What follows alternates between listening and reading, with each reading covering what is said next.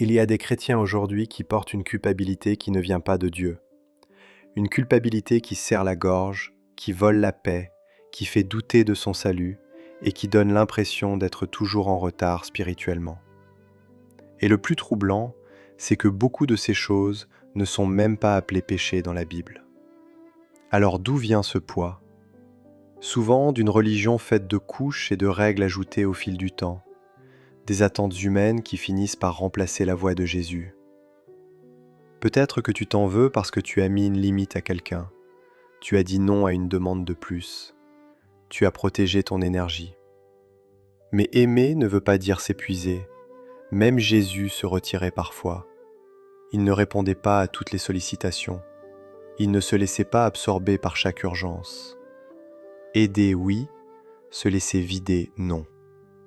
Il y a une différence entre porter un fardeau avec quelqu'un et porter sa vie à sa place. Mettre une limite peut être un acte de sagesse et de responsabilité.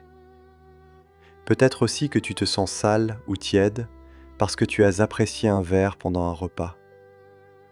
La Bible condamne l'ivresse, pas la modération.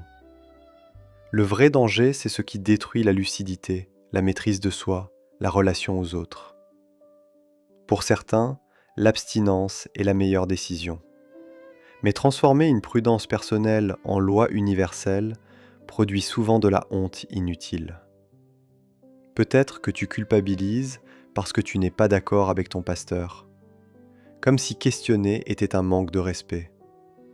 Pourtant, la maturité spirituelle, c'est aussi vérifier, discerner, comparer avec l'Écriture. Chercher la vérité avec un cœur humble, ce n'est pas se rebeller. C'est aimer assez Dieu pour ne pas confondre sa parole avec une opinion.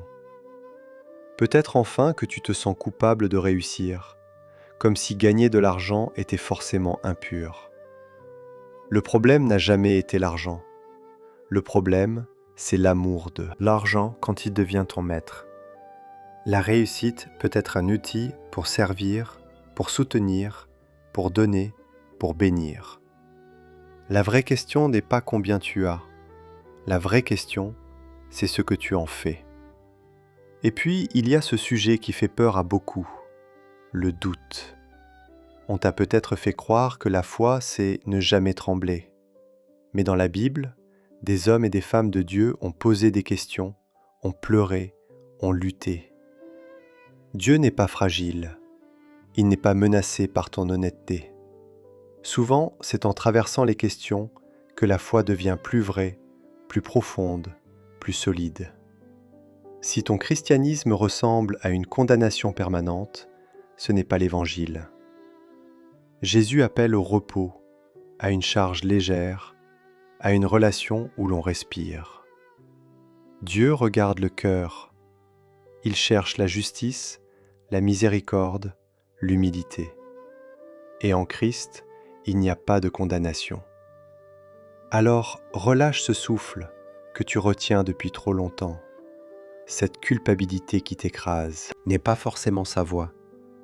Tu n'es pas un échec spirituel, tu es aimé et tu peux apprendre à vivre dans cette liberté dès maintenant.